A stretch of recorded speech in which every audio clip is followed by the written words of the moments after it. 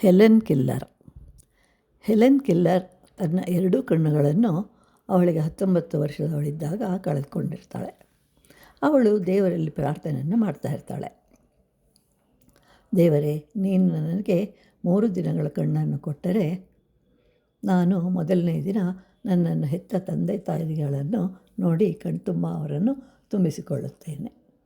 ಇನ್ನು 2ನೆಯ ದಿನ ನನ್ನ ಗುರುಗಳನ್ನು ನೋಡಲು ಇಚ್ಛಿಸುತ್ತೇನೆ.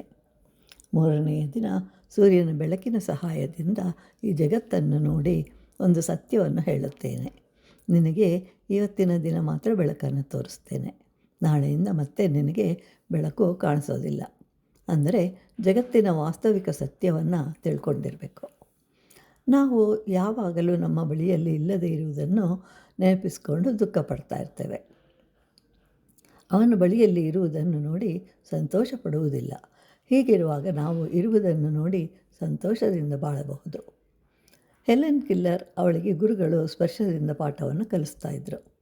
ನೀರು ಬಿದ್ದರೆ ಅದು ನೀರು ಅಂತ ಹೇಳಿ ತಿಳ್ಕೊಳ್ತಾ ಇದ್ಲು. ಅವಳೊಬ್ಬ ಶ್ರೇಷ್ಠ ಬರಹಗಾರ್ತಿಯಾದಳು, ಶ್ರೇಷ್ಠ ಚಿಂತಕಿಯಾದಳು ಹಾಗೂ ವಿಶ್ವಪ್ರೇಮಿಯಾದಳು. ಈಗ ಮಾವಿನ ಹಣ್ಣು ತಿಂದು ವಾಟೆಯನ್ನು ಬಿಸಾಡ್ತಿವೆ. ಅದೇ ರೀತಿ ಜೀವನವೂ ಸಹ ಒಳ್ಳೆಯದನ್ನು ಗುರುತಿಸಿ ಸಂತೋಷವಾಗಿ ಬಾಳುವುದು.